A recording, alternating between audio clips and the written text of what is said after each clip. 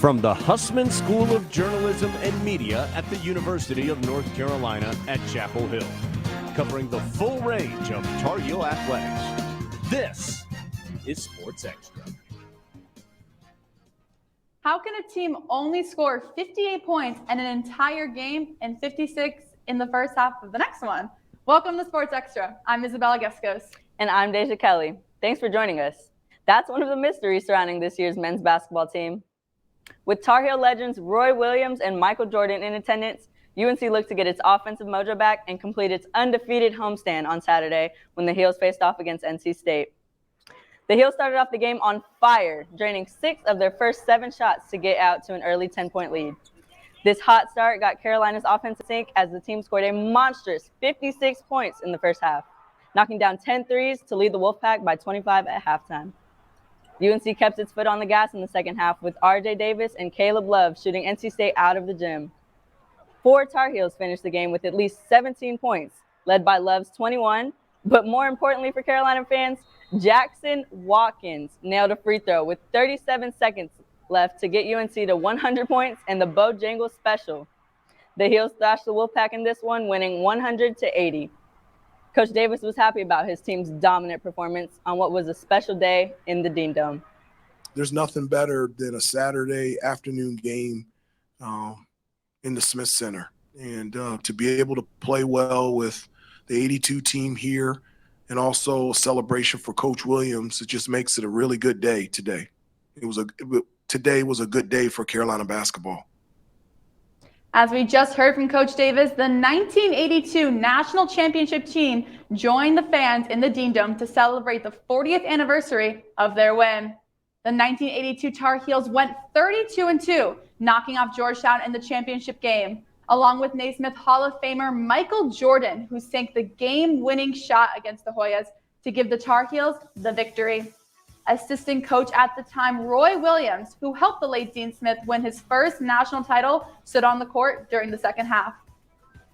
During halftime, there was a special ceremony for former coach Roy Williams to acknowledge the impact he has had in the sports world. There is now a banner in the rafters in honor of Williams, who retired at the end of the 2020-2021 season. This puts Roy among other iconic players and coaches who came through UNC and left a mark. Williams ended his coaching career with 903 victories, 9 Final Four appearances, and 3 national championships. Roy will always and forever be a Tar Heel. Williams coached countless Tar Heel greats during his career, and one of the last players from his tenure has joined an exclusive club.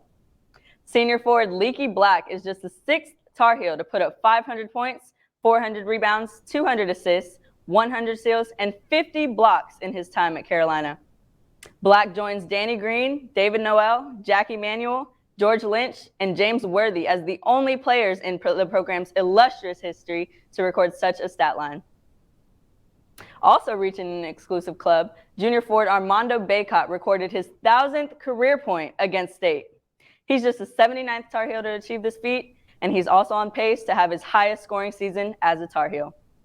The future is bright for Carolina basketball because 2022 commit Tyler Nickel has a new career high and school record, 54 points for East Rockingham High. Nickel is one of 3 top 100 commits for Coach Hubert Davis's squad. The McDonald's All-American nominee comes in as a 4-star, ready to make some noise. The 6'8" forward is a 3-level scorer who brings more offense to an already loaded Tar Heel team. A big announcement coming from ESPN, Tar Heel fans. Listen up. Hey, Tar Heel fans. On Saturday, February 5th, College Game Day is coming to the Smith Center. We're going to go on the air at 11 a.m., and we hope you will join us for what we know will be a great afternoon. Who are they playing, Jay? I think it's spelled D-O-O-K. Ooh. Admission is free, and doors will open at 9:30 a.m. This is the 9th time the show has been hosted from the Dean Dome, and the 13th time the Game Day crew has hosted a Carolina versus Duke showdown, more than any other college matchup in college basketball. Coming off a 16-point victory against the Blue Devils, the women's basketball team looked to bring the same energy against the third-ranked NC State on Sunday. Carolina started off the game strong, opening with a 3-pointer from graduate guard Carly Littlefield, setting the energetic tone in Carmichael. The Heels kept the momentum going, attacking the basket and making big jump shots to lead at the end of the first half by 6. The Wolfpack came out of the half swinging and building a 13-point lead, but the Heels stormed back with a 7-0 run to make it a 6-point game at the end of the third. UNC finished the matchup with 2 big hustle performances from Kennedy Todd Williams, finishing with 15 points, 7 rebounds, and Littlefield finishing with 12 points and 3 steals. But the Heels fell short 66-58. Coach Banghart is proud of her team's response when things didn't go the Heels' way. They sunk their teeth into the game much better than they did the last time, but we're also a month better. I mean, that was a month ago, and we've shifted our offense a little bit. We've been able to grow together more. We're playing with better purpose on the offensive end with more clarity. There are no moral victories in sports, but there are ways to learn from a tough loss. Let's go now to basketball analyst Josh Dolgoff live in studio. Josh? Although UNC women's basketball came up short against number 3 NC State on Sunday, there are a lot of positives to take away from the Heels' performance as they showed they can compete with the best in the country. First off, sophomore guard Kennedy Todd Williams was fantastic, scoring 15 points on 6 of 9 shooting while grabbing 7 rebounds. Whether it was smart jumpers or running the fast break, she was aggressive from the start of the game to help give the Heels a boost. On the defensive end, the Heels put NC State through the ringer for stretches of the evening, not allowing a Wolfpack point for the first 4 minutes of the game. They were diving on loose balls, jumping passing lanes to get steals, and playing good defense to force missed baskets. Led by defensive anchor Alyssa Usby and consistent pressure up top by Carly Littlefield, who had 3 steals. This team's defensive tenacity shut down State's offense in the first half to give them a 6-point advantage going into the break. Most importantly, this team kept fighting until the last buzzer sounded. Down by double digits on 2 separate occasions in the second half, the Heels clawed their way back into the game with 9-2 and 8-0 scoring runs, as well as a full court press that rattled NC State's ball handlers and forced key turnovers. Carolina ultimately walks away with an 8-point loss. But this gritty performance by Coach Banghart's squad, combined with a statement win against Duke on Thursday, should be evidence enough that UNC is the real deal and can hang with anyone in the ACC. Back to you, Isabella. So, Josh, what does the women's team have to do to be successful against Wake? Well, Wake is just 2-8 in conference, so they must keep up their defensive intensity that they had against State, forcing turnovers, running the fast break. But more importantly, they need to shoot better from the outside. 5 of 23 just won't get it done. So if they can improve their 3-point shooting, the Heels will certainly handle the Demon Deacons on Thursday. Josh, I think you're onto something here. It was Ramsey's birthday Sunday, and fans from far and wide showed up to Carmichael Arena to show him some birthday love. Ramsey's is UNC Chapel Hill's well-known and well-loved mascot. With his intimidating scowl and energetic presence, it's hard not to love the face of the school. The current Ramsey's costume debuted at the January 1989 basketball game against NC State, making Sunday his 33rd birthday. Ramsey celebrated his big day with a scrimmage during halftime of the women's game. The UNC women's tennis team started its defense of the ITA Indoor National title with a regional matchup on Friday against Charlotte. In doubles, Cam Mora and Carson Tangling clinched the point with a score of 6-2. The team took the goods into the single matches, winning on 3 courts with ease and taking the match 4-love. Fiona Crawley starred for the Tar Heels by taking both sets and getting Carolina en route to an easy victory. On Sunday, the Heels came out hot for the ITA Regional Championship, starting with doubles, where defending national champions Elizabeth Scotty and Fiona Crawley set the tone early. Carolina took the doubles points easily. In singles, it was more of the same, and the Heels dominated. With Scotty, Carson Tangwilig, and Annika Yarlagata all winning their matches in 2 sets, the Heels annihilated Tulsa 4-love to secure their spot in Madison, Wisconsin for a chance at a 3-peat. Just to see the team's focus and the intensity and the camaraderie and you know, the girls cheering for each other and supporting each other. We have a value system. We asked them, you know, to play for a value, and each of them brought up a different value, from toughness to hard work to attitude. The ITA Indoor National Championship will start on February the 11th. On the men's side, UNC put on a dominant performance Saturday against Northwestern. The Heels started off by winning the doubles point with an impressive play like this slam from Mac Kiger. In the first singles match, Brian Cernach fought to take the second set after having to come from behind in the first. And another comeback, Anuj Watane clawed his way back to a win in a tight 7-6 in the first set after hitting it just out of reach of his opponent. Over on court 5, Henry Lieberman dominated his opponent in straight sets. In Sunday's championship match, Carolina men's tennis team faced the Ohio State Buckeyes and came away with disappointing results. The Tar Heels expected to be challenged by the Buckeyes, but they didn't expect to get swept. After the Ohio State won the double point, the Buckeyes cruised in singles as well. Despite winning the first set in third singles, Mac Kiger, the Heels couldn't keep up. The Ohio State put it on Carolina. Kiger and the Tar Heels to get back on their game on Saturday in Illinois, away from Chapel Hill. UNC Gymnastics hosted Towson in Pittsburgh for the Diversity, Equity, and Inclusion Meet on Friday in Carmichael Arena. It came down to freshman Julia Noer, who anchored the floor lineup and scored a 9.9. This was exactly what the Heels needed to come out on top, beating Towson by less than a tenth of a point. Noer and freshman teammate Lolly Decanozzi were also huge for the Heels on beam. Here, Decanozzi finishes her routine with a round-off double twist dismount. Decanozzi and junior Elizabeth Colton led the Heels on bars. Here, Colton opens her routine, flying over the high bar and then swinging down to the low bar for 2 clean releases. Colton tied for top bar score, while Decanozzi won the all-around. The Heels will travel to Tuscaloosa to take on Alabama and Western Michigan on Friday. The UNC swim and dive team kicked off their final weekend of the regular season on Friday with a dominant victory against the Duke Blue Devils. In the diving competition, our 2 Olympic athletes showed up and showed out. Senior Anton Down Jenkins claimed the 1 and 3 meter springboard dives, while sophomore Oranza Vasquez picked up a win in the 3 meter competition. 11 swimmers secured first place finishes against the Blue Devils, sweeping both the men's and women's 200 and 100 butterfly, 100 back, and 100 free. The women's team went on to win every relay event, while the men claimed victory in the 400 freestyle.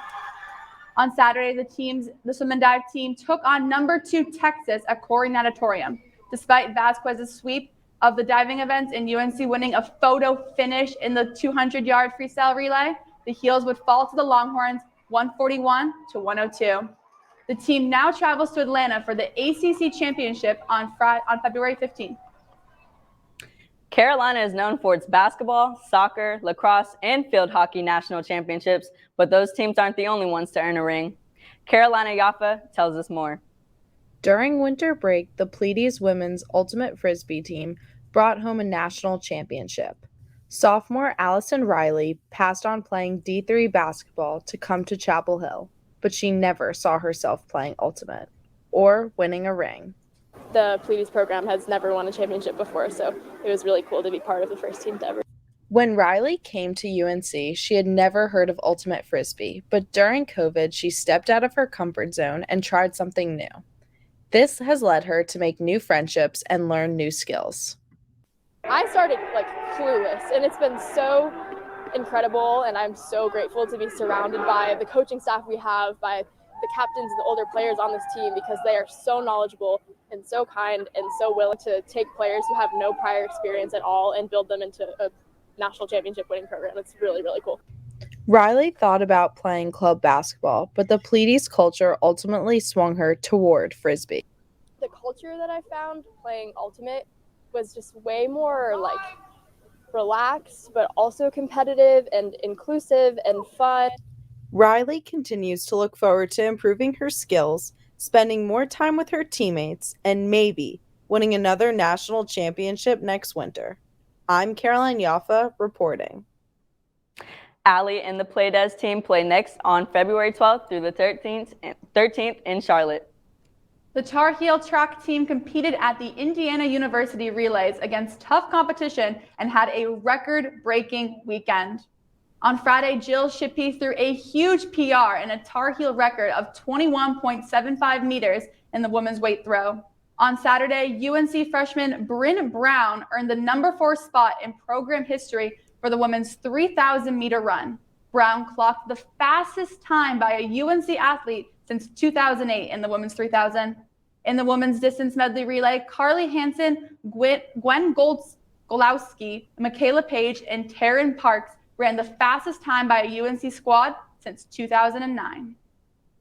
The number 24 ranked wrestling team traveled to Virginia on Friday, looking to remain undefeated in the ACC. Carolina's unbeaten newcomer Keyshawn Clark scored the first points of the match. This late takedown earned him a 6-2 decision. To no one's surprise, last year's Natty champ Austin O'Connor brought the competition yet again, easily defeating his opponent 6-4 in the 157-pound class. Last week's ACC Wrestler of the Week, Clay Lott, secured an 8-2 victory for the Heels in the 174-pound class.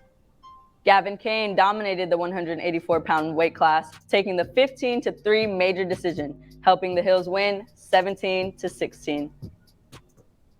On Sunday, Joel Heelman started the day claiming the 133 title. O'Connor swept the competition to take the 157 title, clinching his 100th career win. Isaiah Xtra secured the 165 title and the first tournament win of his career. Lott grabbed 2 falls to claim the 174 title. Finally, Gavin Kane dominated early with a major decision, notching the 184 title. This win claimed the Heels 5 championship titles. The team will return to action in Carmichael Arena on Friday to take on Pittsburgh. Former UNC head coach Larry Fedora is headed to New Orleans as head coach of the Breakers in the USFL. While in Chapel Hill, Fedora led UNC to its first and only appearance in the ACC championship game, following an undefeated season in conference play. Former UNC running back Antonio Williams has signed with the New York Giants. Williams played for the Tar Heels from 2018 to 2019 before going undrafted in 2020. Williams spent the past 2 years on the Buffalo Bills practice squad. He's the first signing by newly hired general manager Joe Schoen, who moved from the Bills to the Giants last week. Tar Heel athletes represent their school proudly on the field and in the classroom. 8 Carolina soccer players are all ACC academic honorees this year. Among them, Claudia Dickey, Sam Meza, Rachel Dorart, and Rachel Jones are seen here. Also earning this distinction are Avery Patterson, Emily Colton, Macy Bell, and Emily Murphy. Representing field hockey, Erin Matson, Cassie Sumfest, and Eva Smoliners, who are joined by Katie Dixon, Hannah Griggs, Meredith Shoulder, and Kelly Smith. Representing men's soccer on the All-Academic Conference team, Tega Ukoba, Victor Olafsson, Tim Shells, and Riley Thomas.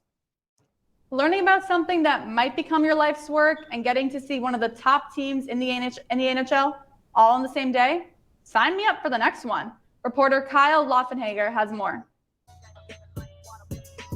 Since its founding by Dr. Deborah Stroman in 2008, the Carolina Sport Business Club has given students a chance to learn about the often overlooked career paths with professional sports teams, as well as providing the opportunity to network and develop connections with professionals in the industry.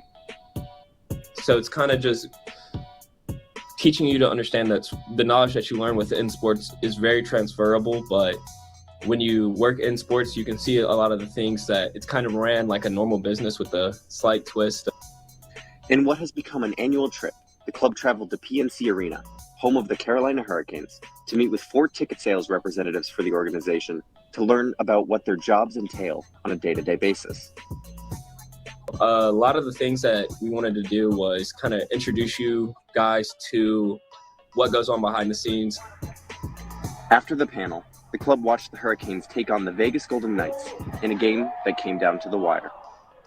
I was super impressed just because we were sitting, all the way in the upper bowl, the nosebleeds, but you could still feel the energy. The Hurricanes came away with a 4-3 overtime victory, capping off the club's informative and energetic experience at PNC Arena with the Hurricanes' signature celebration, the Storm Surge.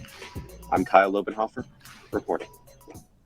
Thank goodness our good friend Richard Atkins wasn't in the studio to make a bold prediction about that game. Otherwise, it may have ended very differently in front of the Carolina Sports and Business Club. Speaking of business, Carolina just took care of that on Saturday.